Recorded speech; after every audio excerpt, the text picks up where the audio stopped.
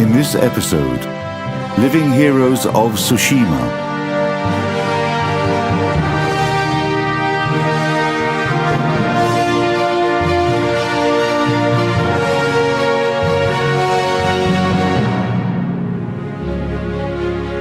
In the Japanese town Yokosuka, 62 miles away from Tokyo, battleship Mikasa is permanently anchored, and 4,000 marine miles away from her, cruiser Aurora is anchored in one of the quays of the Neva River in St. Petersburg. Although these ships belong to different types and their stories are very different, there is a common moment in their biography. Both ships participated in a major naval battle, the Battle of Tsushima, that was the culmination of the Russo-Japanese War in the beginning of the 20th century.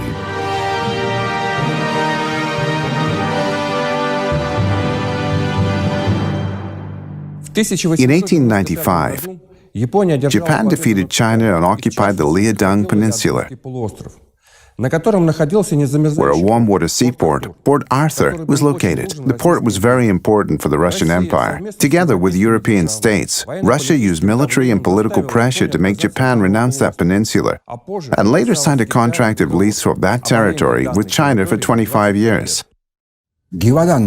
Using the opportunity of the Yihetuan movement, also known as the Boxer Rebellion, Russia expanded into Manchuria and Korea. The Japanese were very worried by the expansion policy and decided to start preparations to reinforce their fleet. Within 7 years, the Japanese fleet was reinforced by 4 new cruisers and 4 battleships. Battleship Mikasa, built in British dockyards, became the most powerful new ship of the Land of the Rising Sun.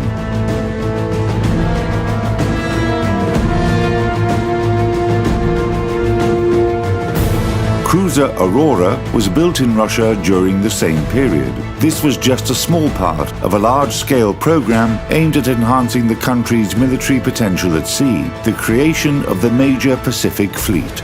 But they failed to fully implement the program. On February the 9th, 1904, Japanese ships attacked Russian fleet near Port Arthur. They also attacked cruiser Variag and gunboat Koryets in the Korean port Chemulpo. The Russo-Japanese War began. From the first days, this war was unfortunate for Russia. Variag and Koryets were sunk, and the Russian Pacific Squadron was blocked in Port Arthur by the Japanese fleet. After a little while, battleship Petropavlovsk tripped a mine and sank with the fleet commander, Vice Admiral Stepan Osipovich Makarov, on whom high hopes were placed on board. Later, the battle in the Yellow Sea developed, and though the Japanese suffered significant losses, they didn't let the Russian ships break through to Vladivostok. Due to all of this, the Japanese fleet dominated in the theater of war.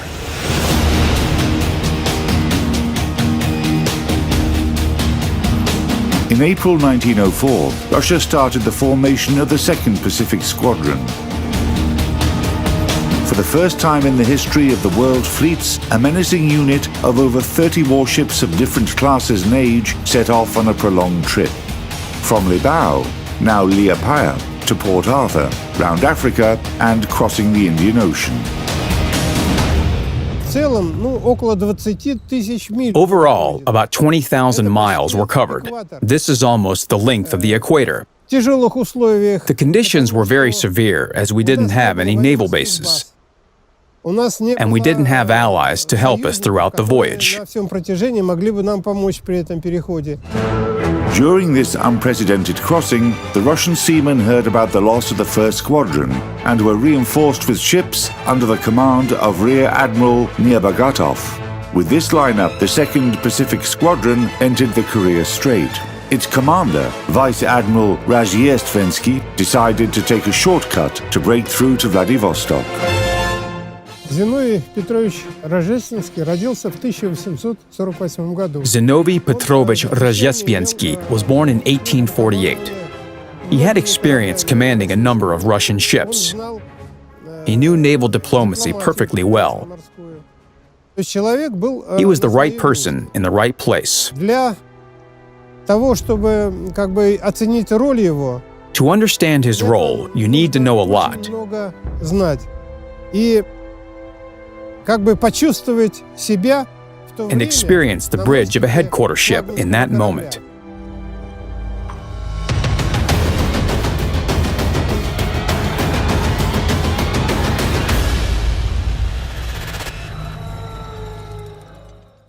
The morning of May 14th, 1905 was gloomy.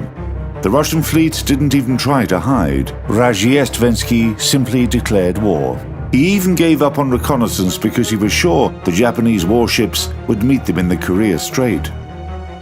Soon, ships from the combined fleet of the Imperial Japanese Navy appeared from the damp haze. They pursued a parallel course and were commanded by Vice Admiral Togo Hayashiro, who appointed battleship Mikasa to be the headquarter ship.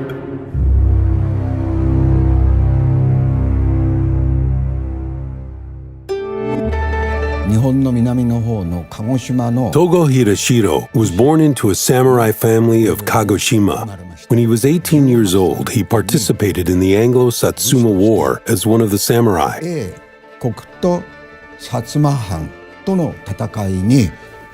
Then, after the establishment of the Imperial Japanese Naval Academy, he enrolled there to study the theory of naval science. Selected from the lower samurai class, Togo quickly progressed in life and managed to attain a high rank whilst fighting several battles. He knew the real nature of war from his experience. When Admiral Togo was assigned to the commander of the combined fleet of the Imperial Japanese Navy, Emperor Meiji asked the naval minister, "Is Togo good enough for this position?" The minister answered, "Yes, because he has a great deal of personality and is known as a very lucky guy." The emperor was satisfied with that comment.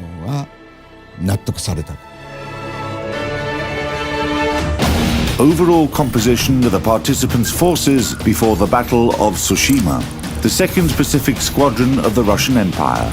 8 battleships, 3 coastal battleships, 3 armored cruisers, 2 large protected cruisers, 3 small protected cruisers, 1 cruiser second class, 1 auxiliary cruiser, 9 destroyers, 7 support vessels. Japanese combined fleet. 4 battleships first class, 8 armored cruisers, 2 large protected cruisers, 10 small protected cruisers, 1 battleship second class, 3 cruisers second class, 3 torpedo cruisers Aviso, 21 destroyers, 43 torpedo boats.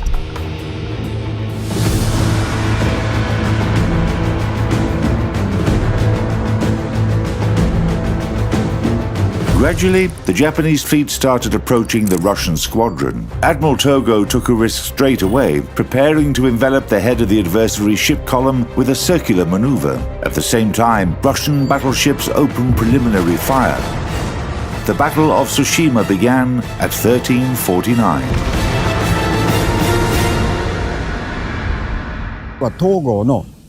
People say that Togo employed the tactic of crossing the T in the Battle of Tsushima, taking position ahead of and perpendicular to the adversary's ships. But the actual maneuvers of the ships were like this.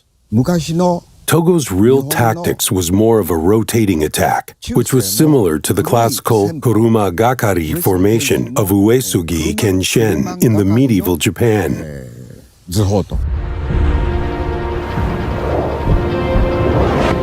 At the very beginning of the battle, a signal flag appeared on battleship Mikasa. The fate of the Empire rests on the outcome of this battle. Let each man do his utmost. Moving fast, Mikasa concentrated her fire on battleship Knyaz Suvorov at the beginning of the battle. In return, several Russian ships fired at Mikasa immediately. Russian salvos were considerably precise at first. Within the first 15 minutes, Togo's battleship was hit by 19 large and medium caliber shells, including 5 12-inch rounds.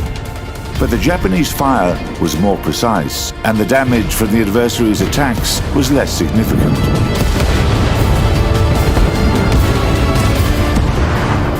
During the battle, luck was on Togo's side. Most shells of the enemy fleet hit Mikasa amongst the Japanese ships during what became known as the Battle of Tsushima. Admiral Togo, standing on the bridge near the compass of the headquarters ship, survived. Meanwhile, Rozhestvensky was observing the battle from the conning tower of his ship. A shell flew into his compartment and exploded, badly wounding the vice admiral's head.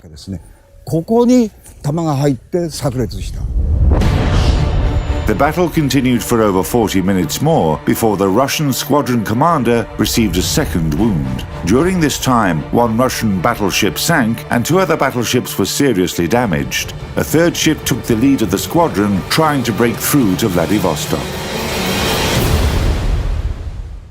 Admiral Togo maneuvered to change the engaged side. His Division 1 turned en masse, taking a course away from their adversary, and thereupon turned around to open fire on the Russian ships from the left side. As a result of this maneuver, the firepower of the Japanese ships became as powerful as it was at the beginning of the battle.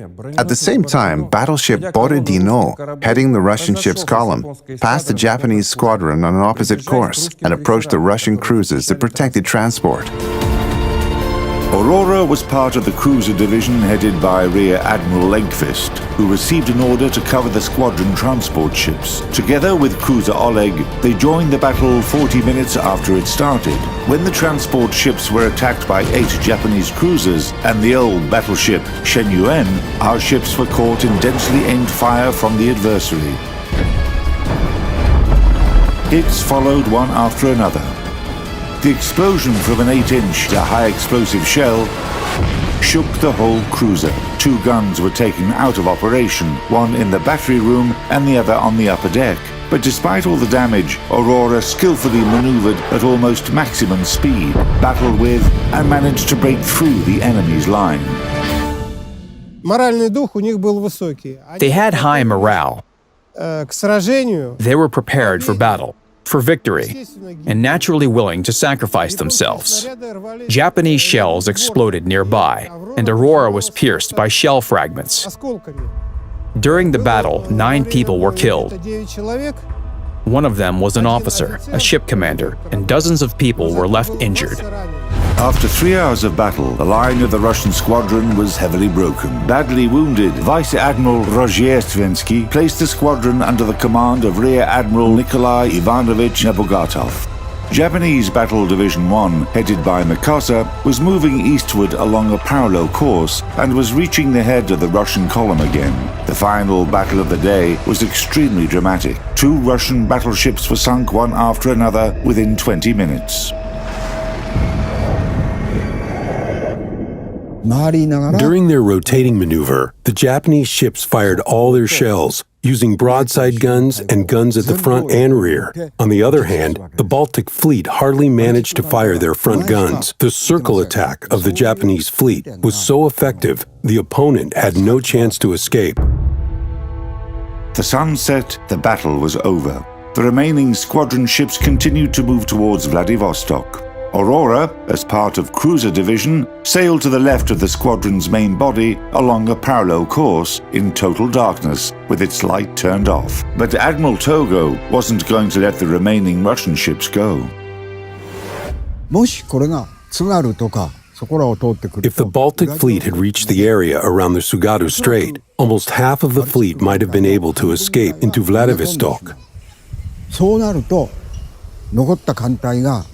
In this situation, the rest of the fleet would have conducted raiding, causing the annihilation of the Japanese army in Manchuria. That's why the Baltic fleet had to be completely destroyed. For this reason, night attacks from the torpedo boats started after the daytime battles. Using these tactics and the power of the Mikasa, Japan managed to defeat Russia. On the following day, with the remaining ships shot down, all hulls breached, and surrounded by the enemy's fleet, Rear Admiral Nebogatov surrendered to Vice Admiral Togo. Only 4 cruisers and 3 torpedo boats managed to escape the Tsushima trap. Aurora was one of them. countering torpedo boat attacks, escaping 17 enemy torpedoes, the cruiser avoided being captured and sunk.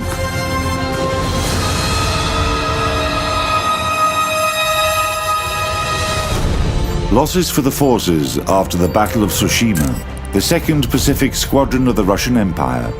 19 ships sank in the battle. 2 ships were blown up by their own crew. 5 ships and 2 hospital ships were captured by the adversary. Captured: 3 cruisers, 1 destroyer, 2 auxiliary vessels, broke through to Vladivostok, 1 cruiser second class, Aviso, 2 destroyers. Out of 14,334 Russian seamen and officers, 5,015 were dead, 803 were injured, and 6,106 were captured. Japanese combined fleet: 3 torpedo boats sank, 699 men were killed and injured. After the Battle of Tsushima, the Russian fleet practically ceased to exist in the Pacific, and soon a treaty of peace was signed that was obviously unfavorable for the Russian Empire. Since that time, 110 years have passed, and there are only 2 ships left that participated in that dramatic battle, a Japanese and a Russian one.